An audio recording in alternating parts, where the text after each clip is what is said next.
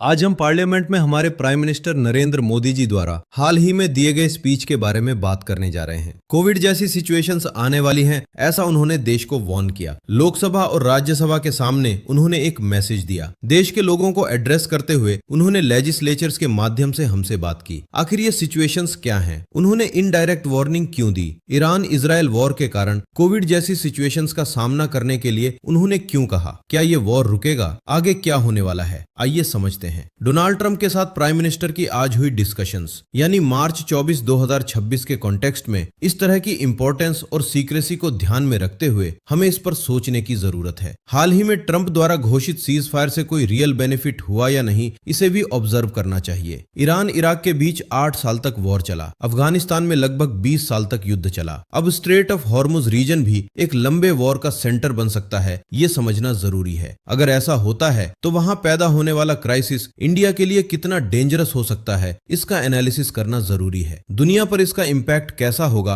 इसे भी हमें डिटेल में समझना होगा। अब प्राइम मिनिस्टर के स्पीच को सुनते हैं और समझते हैं। उन्होंने जो की पॉइंट्स बताए उन्हें ध्यान से एनालाइज करते हैं। हाल ही में ट्यूसडे को प्राइम मिनिस्टर नरेंद्र मोदी ने राज्यसभा में लगभग 21 मिनट्स तक स्पीच दिया। उन्होंने बताया कि स्ट्रेट ऑफ हॉर्मुज रीजन में इंडियन शिप्स और इंडियन क्रू फंस गए हैं। ये बहुत सीरियस इशू है। इससे हमारे ट्रेड रूट्स पर हैवी इम्पैक्ट पड़ सकता है। गैस, ऑयल और फर्टिलाइजर्स जैसे एसेंशियल कमोडिटीज की सप्लाई में डिसरप्शन आ रहा है। Government short term, mid term और लॉन्ग टर्म इम्पैक्ट को ध्यान में रखते हुए स्ट्रेटेजिक तरीके से काम कर रही है। डिफरेंट मिनिस्ट्रीज के बीच कोऑर्डिनेशन के लिए स्पेशल टीम्स बनाई गई हैं। देश में किसी भी तरह की प्रॉब्लम ना हो, इसके लिए 7 ऑफिशियल टीम्स तैयार की गई हैं। सभी डिपार्टमेंट्स आपस में लगातार कम्युनिकेशन में हैं ताकि काम में कोऑर्डिनेशन बना रहे। इंडिया में सी ट्रेड ज्यादातर फॉरेन शिप्स के जरिए होता है। लगभग 90% शिप्स फॉरेन है। वर्तमान सिचुएशन को देखते हुए इंडिया अब अपने ओन शिप्स बनाने की दिशा में आगे बढ़ रहा है। इसके लिए शिप बिल्डिंग के लिए लगभग 7,000 करोड़ रुपए का बजट प्रपोज किया गया है। ऑयल, गैस और एनर्जी जैसे सेक्टर्स में नेशनल सिक्योरिटी को मेंटेन करने के लिए हर पॉसिबल एफर्ट किया जा रहा है। प्राइम मिनिस्टर ने देश के लोगों को ये इंपॉर्टेंट इंफॉर्मेशन दी। उन्होंने बताया कि हाल के दिनों में डिफरेंट रीजन से ऑयल और एलपीजी सप्लाई आ रही है और इसे कंटिन्यू रखने के लिए गवर्नमेंट लगातार काम कर रही है। उन्होंने साफ कहा कि स्ट्रेट ऑफ हॉर्मुज की सिचुएशन बिल्कुल नॉर्मल नहीं है। इस सिचुएशन को इग्नोर नहीं किया जा सकता। सिविलियन टारगेट्स और इंफ्रास्ट्रक्चर पर हुए अटैक्स की इंडिया ने स्ट्रॉन्ग कंडेमनेशन की है। साथ ही इंडियन शिप्स की सेफ मूवमेंट के लिए डिमांड की गई है। इंडिया ने डायलॉग के जरिए इस वॉर को खत्म करने की बात कही है। सभी पार्टीज से पीसफुल सोल्यूशन की ओर बढ़ने की अपील की गई है। डिप्लोमेटिक सोल्यूशंस को प्रायोरिटी देने की बात सरकार ने फिर से क्लियर की है। इस इशू का जल्द से जल्द सोल्यूशन निकालने की बात कही गई है। पेट्रोल, डीजल, गैस और फर्टिलाइजर्स की सप्लाई पर स्ट्रेट ऑफ हॉर्मुज का डायरेक्ट इंपैक्ट पड़ सकता है, ये प्राइम मिनिस्टर ने एक्सप्लेन किया। लोकसभा में भी प्राइम मिनिस्टर ने यही बात खुद बताई। वहां उन्होंने कोविड-19 जैसी सिचुएशन को याद किया। लोकसभा में उन्होंने लगभग 24 मिनट्स तक स्पीच दिया। उन्होंने कहा कि करंट ग्लोबल कंडीशंस का इंपैक्ट लॉन्ग टर्म हो सकता है। ऐसी क्रिटिकल सिचुएशंस में हमें हमेशा प्रिपेयर्ड रहना चाहिए। कोविड के समय हमने यूनिटी के साथ इस चैलेंज को फेस किया था, इसलिए अब भी हमें उसी तरह प्रिपेयर्ड रहना चाहिए। पेशेंस, टाइम मैनेजमेंट और काम माइंडसेट के साथ हमें इस चैलेंज का सामना करना होगा। प्राइम मिनिस्टर ने करंट सिचुएशन को कोविड से कंपेयर करते हुए उस पेंडेमिक के डेंजर्स को याद दिलाया। उस समय इकोनॉमी, बिजनेस और लोगों की लाइफ पर बहुत बड़ा इंपैक्ट पड़ा था। देश की हेल्थ सिस्टम पर भी भारी दबाव पड़ा था। लगभग 6 साल पहले कोविड-19 पेंडेमिक हमारी जिंदगी में आया था। आज की डेट भी 24 मार्च होना एक कोइंसिडेंस है। ठीक इसी दिन 2021 में लॉकडाउन अनाउंस किया गया था। इन 6 सालों के बाद फिर से वैसी ही सिचुएशंस की बात हो रही है। कोविड-19 पेंडेमिक 2019 में चाइना के वुहान लैब से शुरू हुआ बताया गया था। धीरे धीरे पूरी दुनिया में ये फैल गया। हर जगह लॉकडाउन लगाए गए, रोड्स खाली हो गए, शॉप्स बंद हो गईं, ट्रांसपोर्ट सिस्टम पूरी तरह रुक गया, फैक्ट्रीज और इंडस्ट्रीज बंद हो गईं, लोग अपने घरों में ही सीमित हो गए। इसका सीधा असर इकोनॉमी पर पड़ा। इकोनॉमिक ग्रोथ गिर गई, अनएम्प्लॉयमेंट और पॉवर्टी तेजी से बढ़े, स्मॉल बिजनेसेस को भारी नुकसान हुआ, टूरिज्म और ट्रैवल सेक्टर्स कोलैप्स हो गए, स्टॉक मार्केट्स भी गिर गए। उस समय ऑयल प्राइसेस ने भी ग्लोबल लेवल पर प्रॉब्लम क्रिएट की। सर्विस सेक्टर, कंस्ट्रक्शन, मैन्युफैक्चरिंग और एग्रीकल्चर सभी सेक्टर्स प्रभावित हुए। अनएम्प्लॉयमेंट अपने पीक पर पहुंच गया। इस क्राइसिस को हैंडल करने के लिए इंडिया ने लाखों करोड़ रुपए खर्च किए। माइग्रेंट वर्कर्स और गरीब लोगों को सपोर्ट देने के लिए कई स्कीम्स लाई गईं। धीरे धीरे इकोनॉमी रिकवर होने लगी।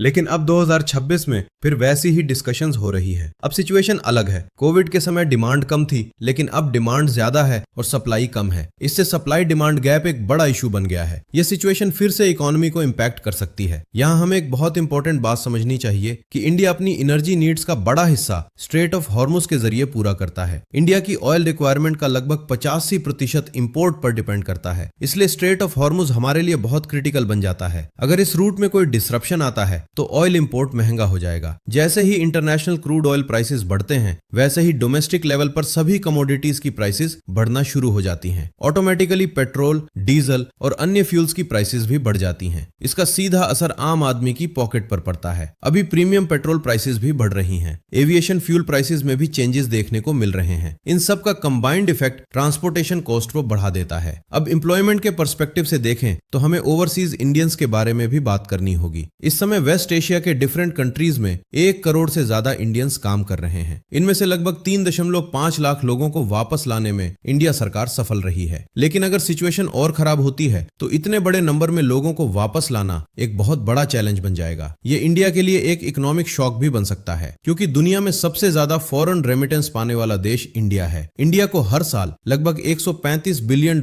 का फॉरेन इनकम मिलता है। इसमें से करीब 40% यानी लगभग $50 बिलियन गल्फ कंट्रीज से आता है। अगर ये फ्लो रुकता है तो इसका डायरेक्ट इंपैक्ट इंडिया की इकोनॉमी पर पड़ेगा। साथ ही गल्फ कंट्रीज के साथ हमारा ट्रेड भी बहुत बड़ा है। लगभग $100 बिलियन का एक्सपोर्ट इंडिया गल्फ रीजन में करता है। अगर ये भी रुकता है तो फॉरेन एक्सचेंज रिजर्व्स पर प्रेशर बढ़ेगा। धीरे धीरे रिजर्व्स कम होने लगेंगे। इंडिया सिर्फ ऑयल ही नहीं बल्कि कई अन्य रिसोर्सेज भी उस रीजन से इंपोर्ट करता है। ट्रेड और रेमिटेंस दोनों के जरिए गल्फ रीजन का इंडिया की इकोनॉमी पर बहुत बड़ा इंपैक्ट है। लगभग 15% तक का डायरेक्ट इकोनॉमिक इंपैक्ट इस रीजन का माना जाता है। इसी वजह से ये सी रूट इंडिया के लिए और भी ज्यादा इंपॉर्टेंट हो जाता है। अब फर्टिलाइजर्स के बारे में बात करते हैं। इंडिया इस रीजन से फर्टिलाइजर्स भी इंपोर्ट करता है। अगर सप्लाई डिस्टर्ब होती है तो फर्टिलाइजर प्राइसेस तेजी से बढ़ सकती है। इसका सीधा असर फार्मर्स पर पड़ेगा। फार्मिंग कॉस्ट बढ़ जाएगी। अगर प्रोडक्शन कम होता है तो फूड शॉर्टेज का रिस्क भी पैदा हो सकता है। इसका असर फूड सिक्योरिटी पर भी पड़ सकता है। अब करेंसी पर इंपैक्ट समझते हैं। अगर फॉरेन रिजर्व्स कम होते हैं तो रुपये की वैल्यू डॉलर के मुकाबले गिर सकती है। इससे इंपोर्ट और महंगा हो जाएगा, इन्फ्लेशन और बढ़ेगा। अब ट्रेड डेफिसिट की बात करें। अगर इंपोर्ट्स बढ़ते हैं और एक्सपोर्ट्स घटते हैं तो ट्रेड डेफिसिट बढ़ता है। फिलहाल भी ट्रेड डेफिसिट बढ़ने की आशंका जताई जा रही है। ये फ्यूचर में और भी बढ़ सकता है। फॉरेन इनकम पर भी इसका असर साफ दिखाई दे सकता है। अब करंट सिचुएशन की बात करें। ईरान इजराइल टेंशंस लगातार बढ़ रही हैं। अटैक्स की खबरें सामने आ रही हैं। ऑयल स्टोरेज फैसिलिटीज को टारगेट किया जा रहा है। इस रीजन में यूएस ट्रूप्स के मूवमेंट की भी खबरें आ रही हैं। लगभग 4500 से ज्यादा अमेरिकन सोल्जर्स के डिप्लॉय होने की बातें सामने आ रही हैं। हालांकि ये पूरी तरह कंफर्म नहीं है। कई रिपोर्ट्स इसे स्पेकुलेशन भी बता रही हैं, लेकिन ये साफ है कि सिचुएशन स्टेबल नहीं है। ईरान इजराइल कॉन्फ्लिक्ट में यूएस इन्वॉल्वमेंट की संभावना भी जताई जा रही है। इसका ग्लोबल इंपैक्ट बहुत बड़ा हो सकता है। अब इंटरनेशनल एनर्जी एजेंसी की रिकमेंडेशंस की बात करते हैं। उन्होंने एनर्जी कंजम्पशन कम करने के लिए कुछ सजेशंस दिए हैं, जैसे अननेसेसरी ट्रैवल अवॉइड करना, फ्यूल यूसेज कम करना, पब्लिक ट्रांसपोर्ट का ज्यादा इस्तेमाल करना, कार पूलिंग और कार शेयरिंग को बढ़ावा देना, कमर्शियल व्हीकल्स की एफिशिएंसी बढ़ाना, एलपीजी यूसेज कम करना और ऑल्टरनेटिव एनर्जी सोर्सेज का इस्तेमाल करना, इलेक्ट्रिक अप्लायंसेस का यूज बढ़ाना। इन मेजर्स से फ्यूल कंजम्पशन को काफी हद तक कंट्रोल किया जा सकता है। कुछ कंट्रीज ने इन सजेशंस को इंप्लीमेंट करना भी शुरू कर दिया है। वर्ल्ड लेवल पर कई कंट्रीज अपने इंटरनल इश्यूज को मैनेज करने में लगी हुई हैं। एशिया के ऑयल डिपेंडेंट कंट्रीज को अपनी स्ट्रेटेजीज बदलनी पड़ सकती हैं। इन सभी डेवलपमेंट्स को देखकर ऐसा लग रहा है कि दुनिया एक इकोनॉमिक स्लोडाउन की तरफ बढ़ रही है। अगर सिचुएशन ऐसी ही रही तो इन्फ्लेशन बढ़ेगा और ग्रोथ स्लो होगी। अगर ग्रोथ रुक जाती है और प्राइसेस बढ़ती रहती है तो ये बहुत डेंजरस सिचुएशन बन जाती है। इसे इकोनॉमिक स्टैग्नेशन या रिसेशन की शुरुआत माना जाता है। प्राइम मिनिस्टर नरेंद्र मोदी ने अपने स्पीच में इस सिचुएशन का सोल्यूशन भी बताया। उन्होंने कहा कि इंडिया इस समय 41 कंट्रीज के साथ ऑयल सप्लाई को लेकर डिस्कशंस कर रहा है। साथ ही गैस सप्लाई डिसरप्टेंस को हैंडल करने के लिए स्ट्रेटेजिक रिजर्व्स का भी इस्तेमाल किया जा रहा है। इसके अलावा ऑल्टरनेटिव सप्लाई सोर्सेज खोजने के लिए भी लगातार बातचीत जारी है।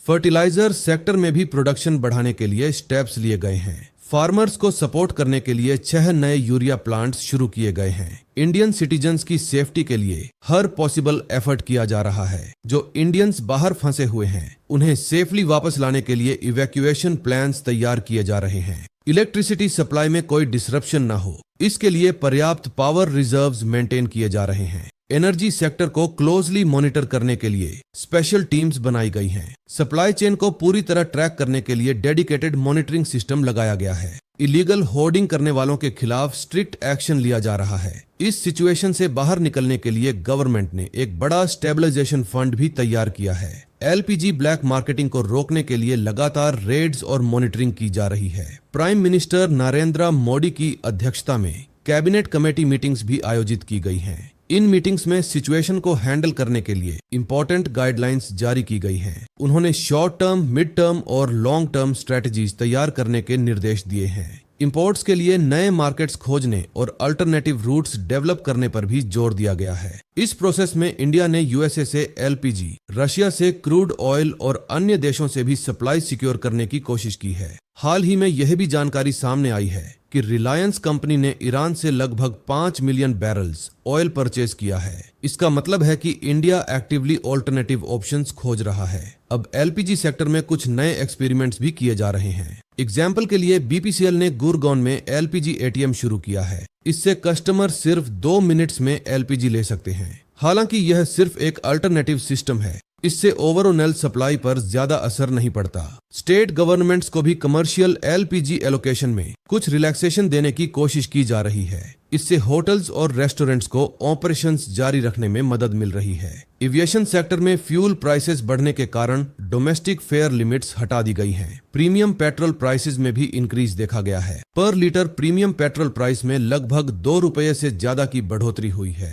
क्रूड ऑयल प्राइसेस बढ़ने के कारण ट्रांसपोर्टेशन कॉस्ट भी बढ़ रही है। हालांकि टोटल पेट्रोल कंजम्पशन में प्रीमियम पेट्रोल का शेयर केवल 3 से 4% ही है। इसे मेनली हाई इनकम ग्रुप के लोग यूज करते हैं। अब ऐसे क्रिटिकल सिचुएशन में हमें क्या करना चाहिए? सबसे पहले अननेसेसरी ट्रैवल अवॉइड करना चाहिए। अपने व्हीकल्स का यूज सिर्फ जरूरत पड़ने पर ही करना चाहिए। बेसिक प्रिपेयर्डनेस रखना जरूरी है, लेकिन पैनिक करने की जरूरत नहीं है। हमें रिस्पॉन्सिबल तरीके से रिसोर्सेज का यूज करना चाहिए। सरकार द्वारा दिए गए गाइडलाइंस को फॉलो करना चाहिए। अगर सिचुएशन नॉर्मल रहती है तो कोई समस्या नहीं होगी, लेकिन अगर सिचुएशन बिगड़ती है तो हमें मेंटली स्ट्रांग रहना होगा। अगर हम सभी मिलकर डिसिप्लिन के साथ इस सिचुएशन को हैंडल करते हैं तो इंडिया इस चैलेंज को जरूर ओवरकम करेगा।